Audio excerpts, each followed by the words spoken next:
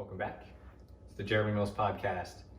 Before we get into the show, if you're a fan, subscribe on YouTube. We have a lot more audio listeners than YouTube subscribers right now, so let's share the love, even it out. Check out new episodes, old episodes, like with our guest today. It's Jeremy Mills Podcast on YouTube. For everything else, visit jeremymillspodcast.com. My guest today, Hall of Famer, not only of Eastern Washington, but the Jeremy Mills Podcast as well, Mr. Alvin Snow. How you doing? Good, man. How are you? Good. Good to see you. Likewise. Yeah. Thanks for having me over again. Appreciate you coming. It's an honor. Yeah. Day to day, though, we saw each other over the summer at the crossover. Yeah. The Worldwide SM Invitational in Las Vegas. I appreciate you coming to that as well. Appreciate the invite. But just day to day, what have you been up to since then? Quite a bit. So after the camp, came home, right back to training with all the guys. Pro-Am, guys took off. So now it's kind of, I'm having a little more downtime, handling some of the logistics. But then I'm able to have more time with my son. So that's always a good feeling, you know, pretty cool. So, yeah. That's awesome. How do you handle free time as I don't know if I want to call it, not an entrepreneur, but independent business owner? Sure. Do you feel guilty? Obviously not spending time with your son, but having free time.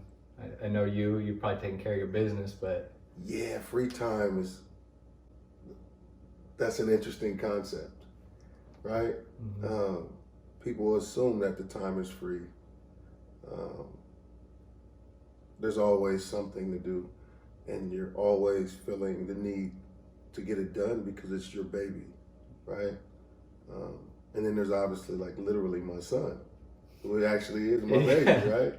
So trying to navigate and manage and make sure I'm, nourishing both is an interesting challenge, but it's cool, man.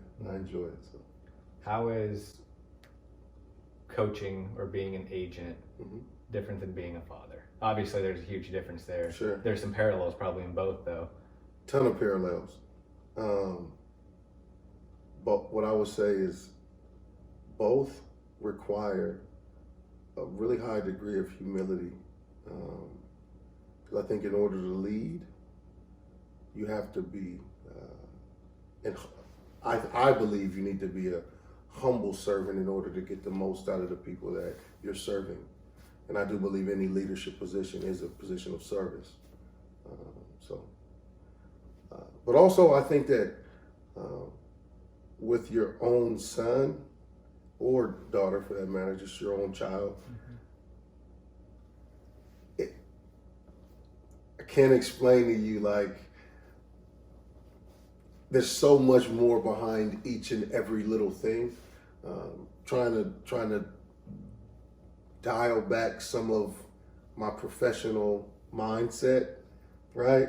In dealing with my son is really challenging.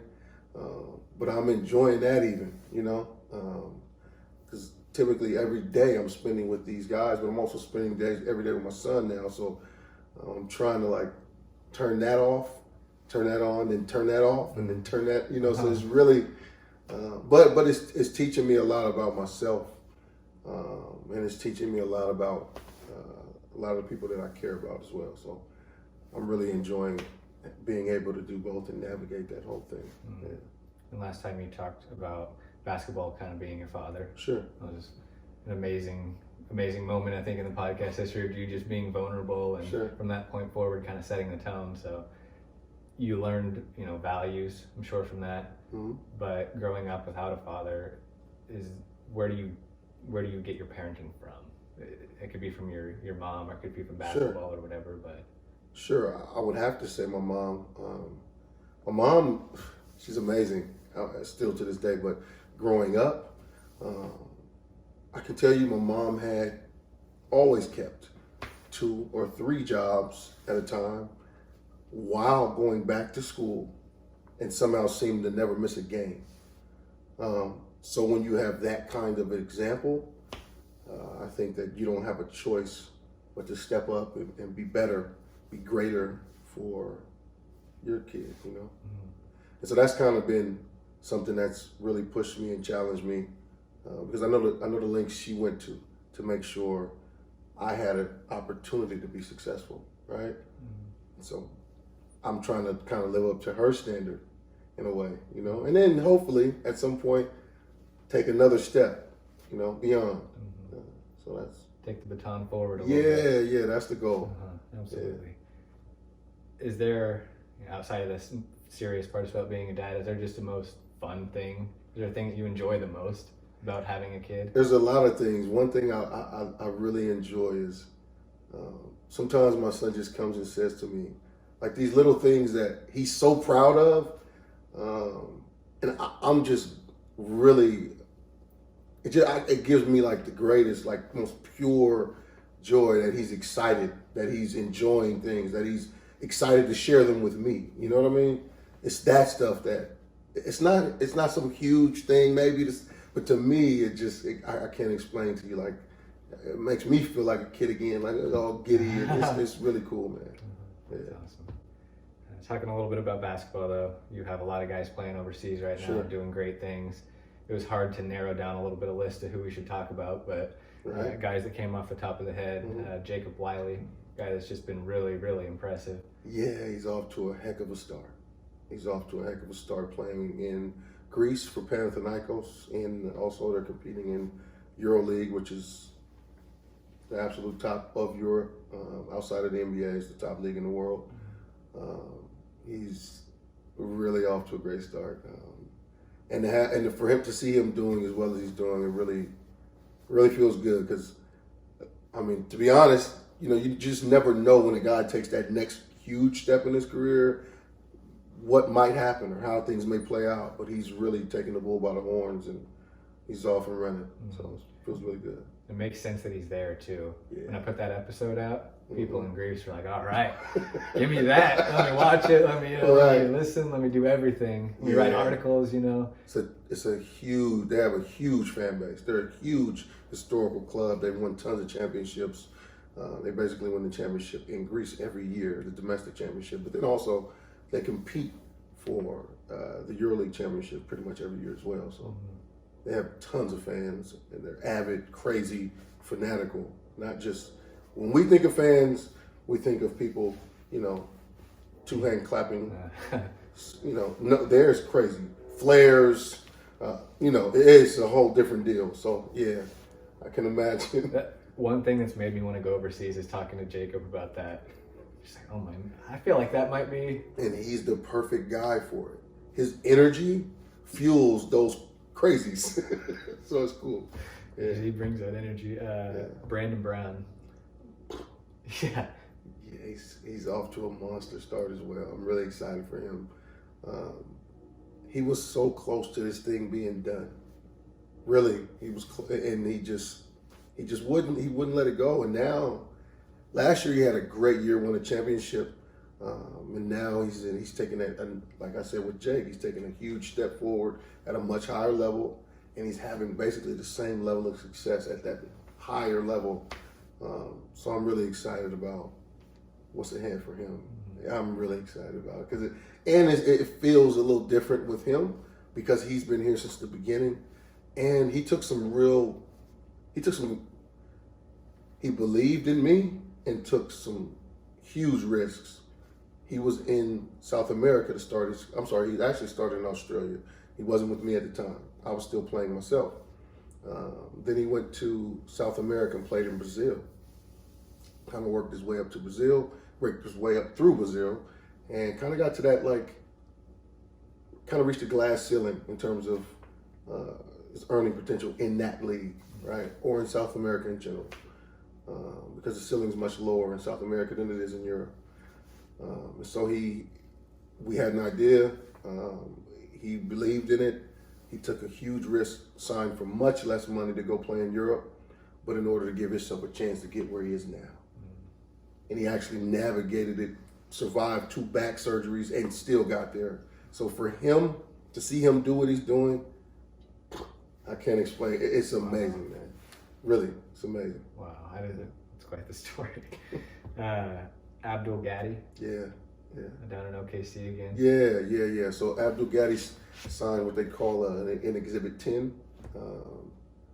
So the NBA team guarantees him a certain level of contract. So he did sign to the NBA team, Oklahoma City Thunder.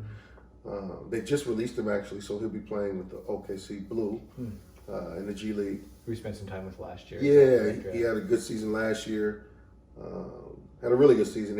He's improved in a number of ways. Shot better percentages, especially from the 3-point line. I'm hoping that he can take the next step with that and then improve his free throw percentage, just improve his shooting all the way around, and to kind of take that next step for him in his own personal development and growth, right? Because that's what this is all about. All these guys, we're always pushing, trying to take that next step, trying to rise, trying to grow, trying to build, right? And watching Gaddy do that is really cool. He's taken a route that is not so, it's probably perceived as non-traditional, but most of these guys are, because I believe that sometimes you just have to think outside the box, especially when you're coming from certain different types of circumstances, right? So I'm excited about where he's headed. I can tell you he's had some really interesting offers overseas that he's turned down, and I get it. He's close, and so I'm really excited about what may happen this year for him. I don't want to speak too soon, but we'll see. Yeah. Wow. It's not that I don't want to keep talking about these guys. You got a roster on your hands. So there's a ton of guys here. We've got to talk about Tanner, doing some great things. Yeah. So Tanner's situation, Tanner being a Division II guy, guys just tend to not believe so much in Division II guys. And I'll say this, and I hope maybe some guys who actually are players out there and they'll take a listen. And Division II guys typically, if you're a professional club, general manager, president, whatever, coach, and you see a Division II guy who looks like he may be a really good player, but I think as a general manager or coach or whatever it is, you'd be more inclined to take a guy who doesn't have the same stats from a Division I situation, right? He may not be as accomplished at that level, but he's coming from the Division I level versus Division II. So guys are kind of up against it when they come from that Division II level. And Tanner came from that situation. I will say Tanner has holes in his game, right? I'm just being really honest. But he worked his tail off this summer and closed a bunch of those holes, right? And so now we're seeing him do things he's never done. He put in a bunch of extra time with our trainer, JR. JR Wong, he works here with Worldwide. He's the trainer, in-house trainer here. He spends time every day with the guys. But Jake and Tanner spent extra time, a few days a week, before the training session, putting extra work in. And I watched Tanner's skill level grow tremendously. Last year he averaged about 9. This year as of right now, he's averaging 28. Golly. Right. Shout out to him. Right. So it's really cool to see. And again, he's doing this. I'm watching him ascend, right? And I'm watching him grow, take that next step in his career. So it's really exciting. Maybe I'm going to sound like a broken record here, but pretty much to a man, each and every one of these guys are taking that next step. And for me, seeing that growth, that's what this is all about. So it's really exciting. Yeah, Tanner's so fun to watch play because his game speaks for itself. Yeah. You don't have to be with him like you are every day to understand what kind of player he is. Yeah. He shows you that. Sure. On every loose ball, every rebound, every defensive play. Yeah. He's awesome. What's cool about Tanner is the ball doesn't even have to be loose. He's going to get it. He's going to take it from you. A rookie overseas, Ahmad Rorie. Oh, yeah. Big shout out to him. Yeah. Ahmad again. Huge shout out to him for sure. Because he's having, again, a heck of a start to his rookie campaign. I mean, he's I can say this, in his last 3 games, he hasn't missed a 3-point attempt. I think he's 11 for 11 in his last 3 games. he's comfortable already. Yeah. So the conversation he and I have had recently is about him as a pro.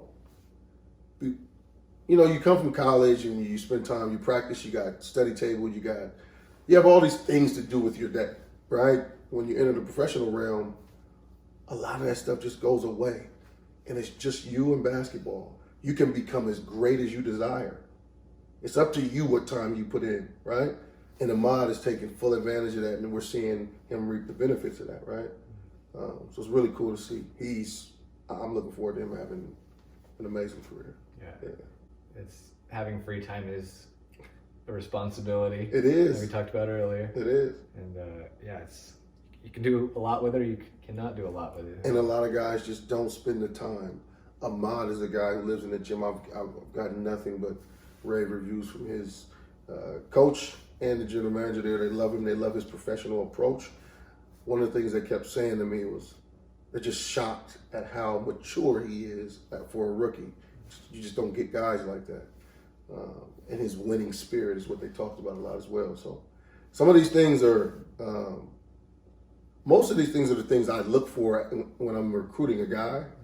But you just never know how a guy responds to being overseas by himself for the first time in his life, right? But Ahmad is taking it, he's loving it. I'm watching, he's posting all these pictures of him at the beach, and he's enjoying the whole process, right?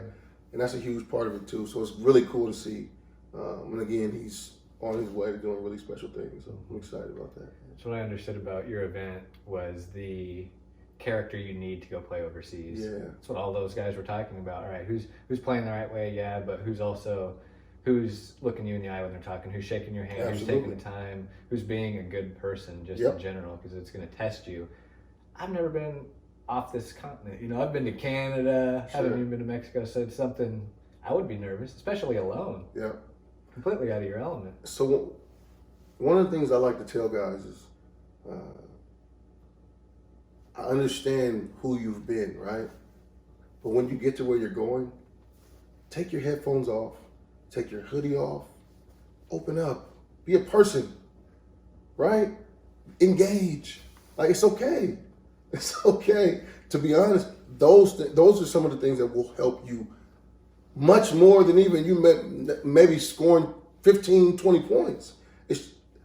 You will keep your job through a few bad games or a bad stretch if they just like you.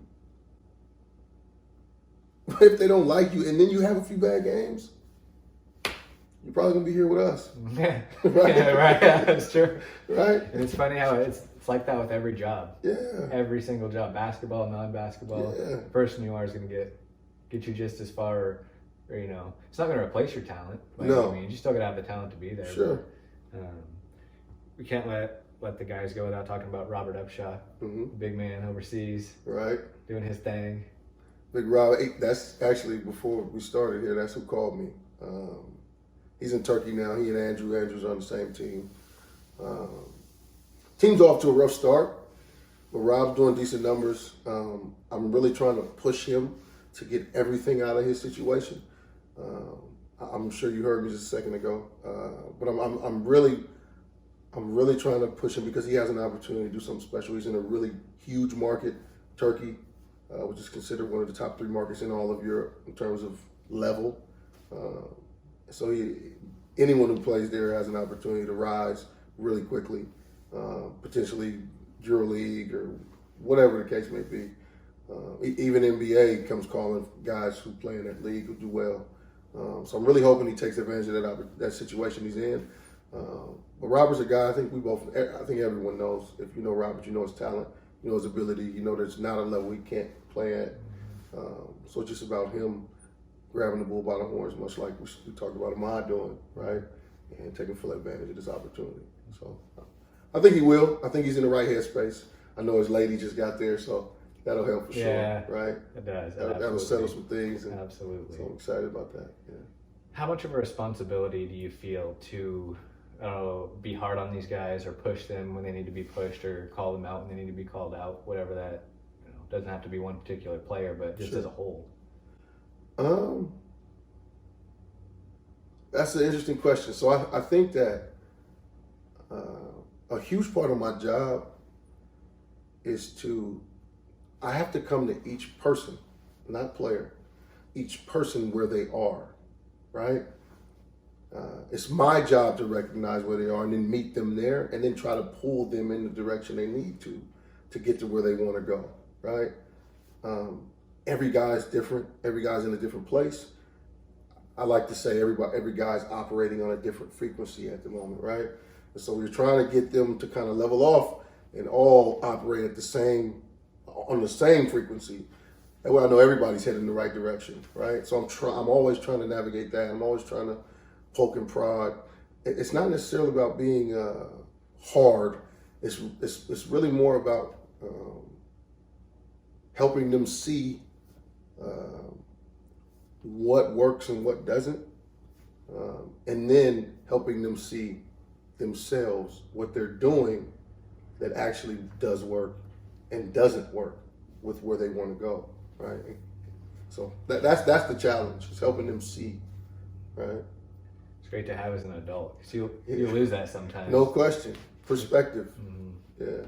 And to have it from somebody you trust. Sure. It's real important. Somebody you trust and somebody you know cares about your. These guys know that I literally give my time to them daily, so they know that I'm about their success, right? A lot of times I'm in a really fortunate situation in that regard because I don't run into a ton of resistance that way. There's been cases where I do, and then we address it. But a lot of times, I know other agents in this business really run into that, and they're looking that they have to go talk to a mom or dad, a coach, a trainer, or whoever. They need anybody and everybody to come try to help them. I'm able to go directly to these guys and have what I consider to be man-to-man conversations and get things kind of changed around and. Less in the gray area. Yeah. Yeah, it might be uncomfortable at times. It gets that way. Yeah, but it gets that way, but we get results. Yep. And I think that anybody who's paying any attention can see the results are real, right? No doubt. So I've seen it with my own eyes. Right. So there you go. So, I was going to ask you what you learned most over the last 7 months since we talked, but it sounds more like your son has given you an interesting perspective over your life. Sure. Sure. Is that what you would say? I would say spending more time now with my son.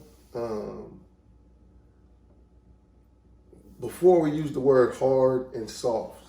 I don't want to say it softened me, but I can say that I've had to figure out different approaches, right? My son doesn't understand. Earlier I spoke to some of the ways that I deal with professional guys, right? I can't do that with a 6-year-old, right?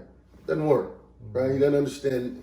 He thinks I'm crazy if I'm demanding the way that and so what that does is now I have to deal with him. I have to come to him where he is, right? And so what that has done for me is it's allowed me to now, even with my pro guys, be better with coming to them where they are, right? So I think that growth has been huge for me. I think my relationships are improved because of that, right? Yeah. I remember you talking about being well-rounded. Sure. That's what it is right there. Absolutely. Building new neural pathways in your brain, taking a situation, you're not sure what you're going to learn from it, but you're learning a lot, it sounds like. It's awesome.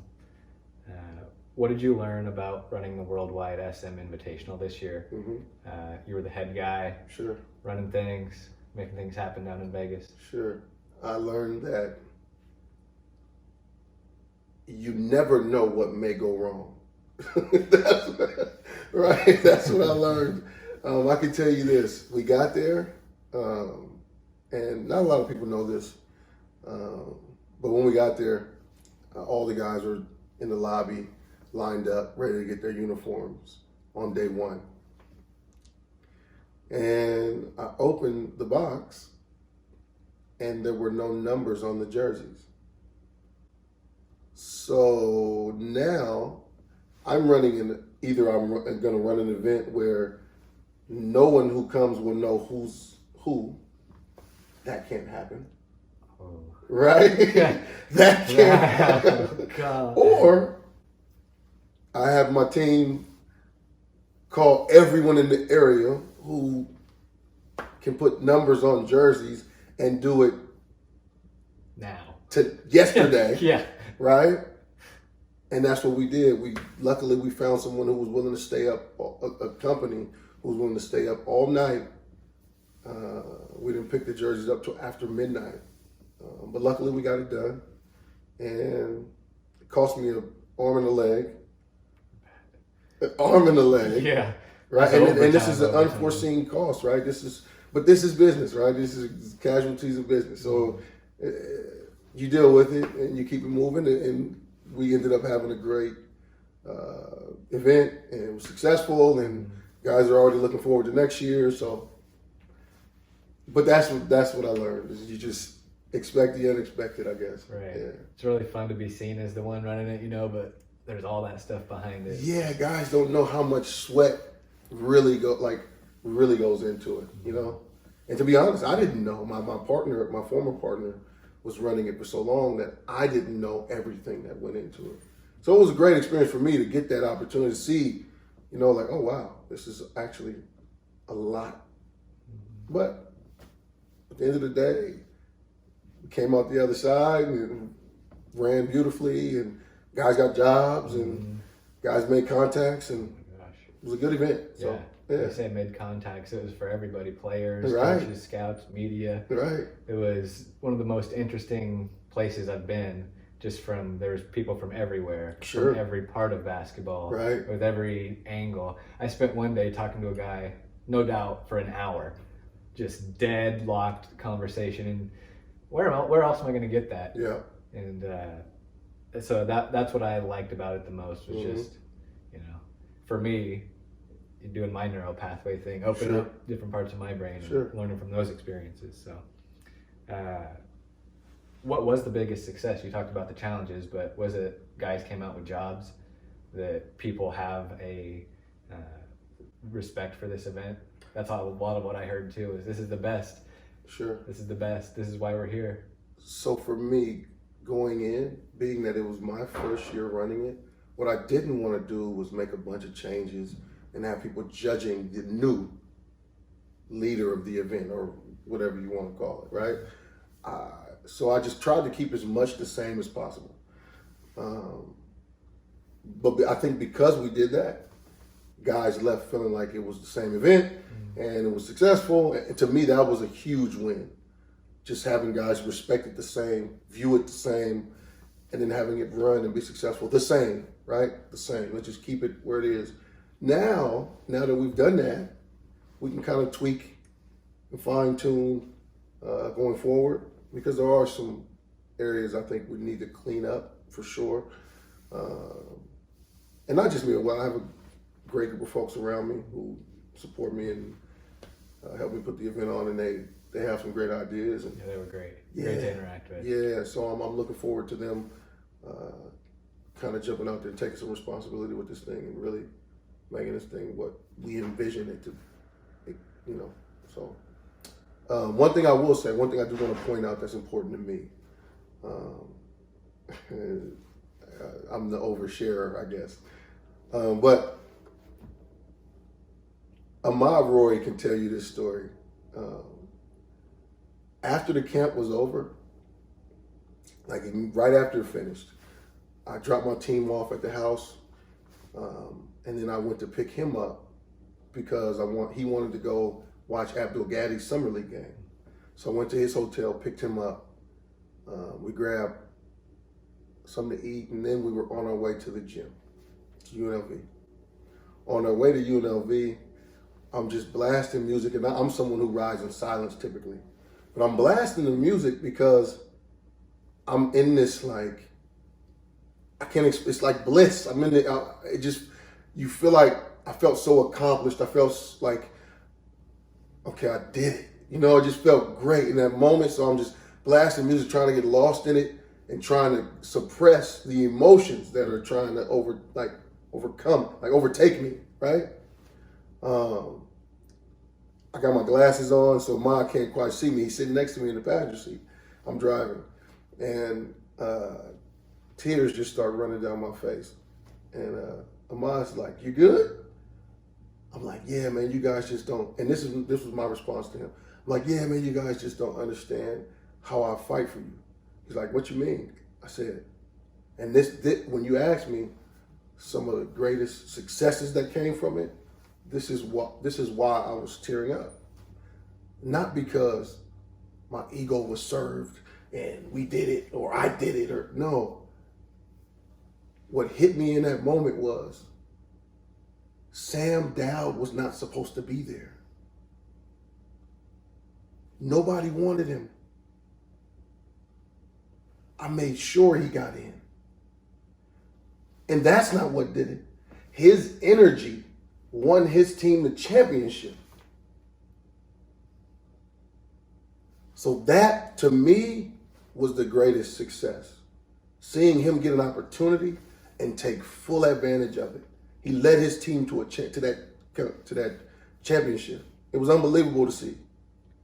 And so to me, that I would do the camp and spend all this money doing it again for that. So to me, that's invaluable. And now he's in the Philippines trying to take advantage of another opportunity. So yeah. Wow. Yeah. Can't root for a better guy than that. No, man. It's just it's cool to see the support that this community has, and real support. Yeah. Because, like you say, there's time, there's money, there's headaches that all went into that. Sure. But in that moment at the end, you can't deny that feeling. No, you know? man. Yeah. Speaking of feelings and speaking of accomplishments, I mentioned Hall of Fame earlier. Sure. You're a two-time Hall of Famer with my podcast now. And January 3rd, 2020, you're going to be a three-time Hall of Famer, this time to Franklin High School, Friday. Yeah, I'm excited. January 3rd. I'm really excited about this, to be honest. Like, this may sound negative or bad. The college thing was great, really. Really, it was amazing. And I'm not, by no means am I trying to downplay that. I'll forever cherish it. But the high school thing is a little different. It's home, right? It's where my son has to grow up, you know? And so for him to be able to look at him and say, "That's my dad," that gives him like a reason. It gives him purpose. Like, he can aspire for more. Like I hope that it will inspire him to push. And I'm not talking about basketball, just for greatness in his own, whatever that looks like for him, right? So that's why this to me means maybe more. And I'm not trying to downplay what happened. I'm grateful, but this just feels like it means more because it's, one, my community. It's home, you know. It's the people that I'm closest to. They're all here. They're all. I can tell you, my teammates have been talking to each other. They want to all come out, and so you know, it's a different thing, you know. So I'm really grateful for this one. Yeah, high school is just the memories that are really important. Sure. That you make, and I don't know if this is what it means to you, but having your son be able to look up at that, and it opens up his mind to what he can do. You can tell him all those things, and it's gonna hit home because you're his dad and all that, but that's gonna show him. No question. So what do you think about? You think about that probably mainly in those moments of when you're inducted, but like just in that moment, are you looking at the crowd? Are you too in yourself? What do you think about when you're getting that honor? When you're in that moment, at least for me, when I was like when I was in the moment at Eastern, all I could think about was all the people who pitched in, all the people who didn't mind telling me the truth, all the people who risked maybe our relationship with their willingness to be honest with me in order to help me grow, develop, right? Become a better version of myself.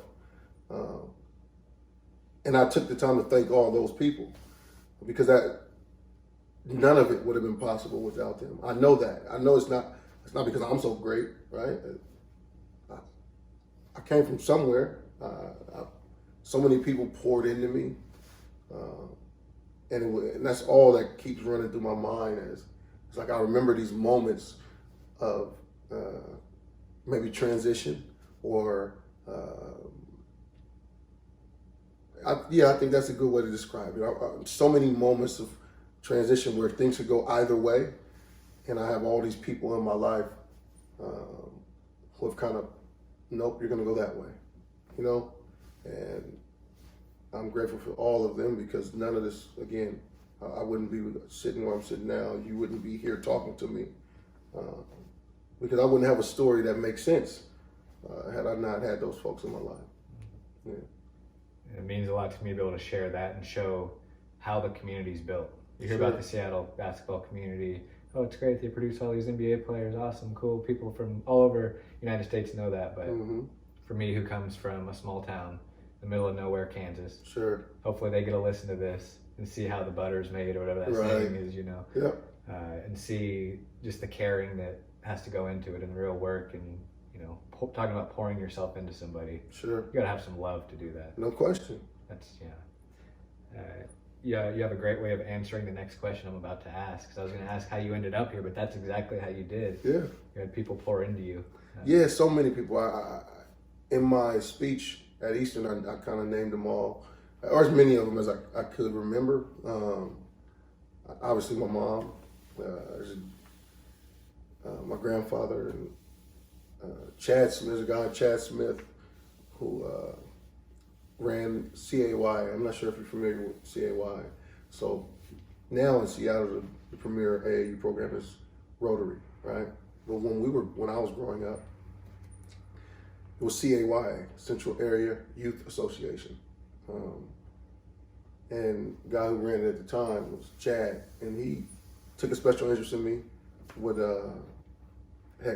There's a book on my table that he gave me.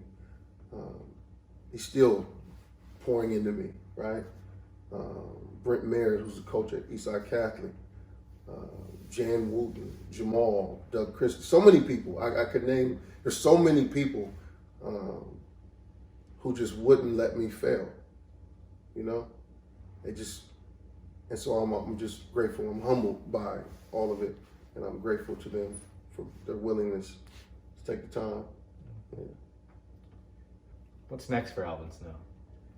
Next, it's a good question. I think next, I want to continue to build. I'm always looking for ways to be better, not for myself, but for these guys in terms of the business. But even for myself, right now, what I'm working on personally, like my individual journey, I started training recently with Tim Manson. I don't know anybody better, so why not? Right. Right. Yeah. If you're going to do it, let's do it. Right. So I'm on this kind of journey where I want everything on the same level, or at least everything leveling up, right? Across the board in my personal life and my professional life, right?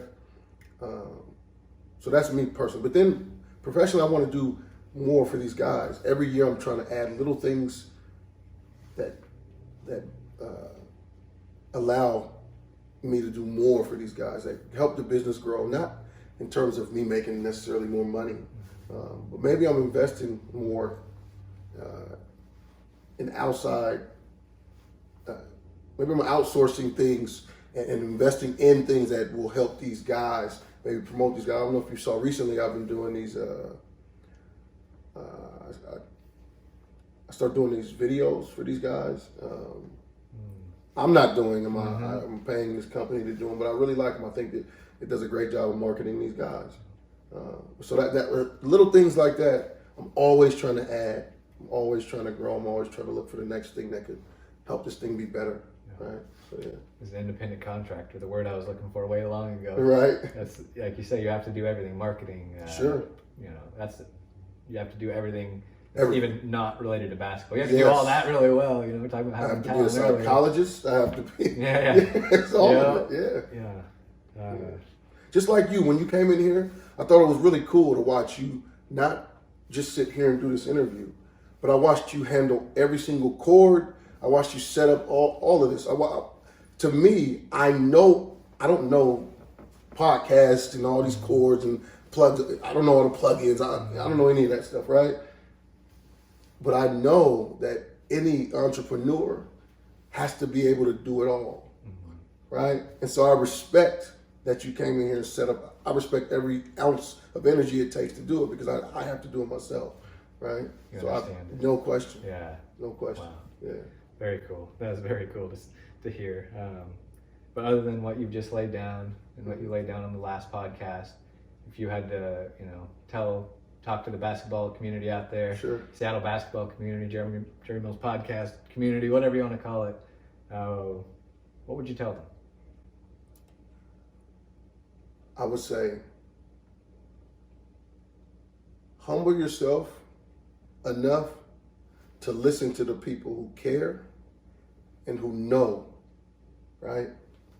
Because that's where, and then be willing to look within. Like, I can tell you, and I spoke on this earlier, spending more and more time with my son makes me look deeper within myself. Because he's 6, he can't, it's not him that's wrong. It's me. I gotta fix me. I have to be better for him, right? And I think that when we're younger, it's harder for us to look inward. And we're always looking at other folks saying, we say things like, oh, he's hating on me, or whatever it is, right? But it's not them. Look inward and you be better, right? And so that's been me, that's the challenge I've given myself. And so that's kind of the challenge I like to issue to any listener out there. Is just look inward, because the answer's there. Yeah. Drop the ego, study yourself. Absolutely. It's well said. Yeah. Can't get much better than that. Alvin Snow on the Jeremy Mills podcast. I appreciate you, man. No, I appreciate you. Thank you. It's not more fun conversations I have podcasting or not podcasting. So I learn a lot, and hopefully the people out there do too. Yeah. If you enjoyed the conversation, subscribe, rate, and review. Talked about me being an independent contractor. That's how I grow this, is through other people finding it. So if you liked it, help me out. And with that, it's the Jeremy Mills podcast, and we'll see you.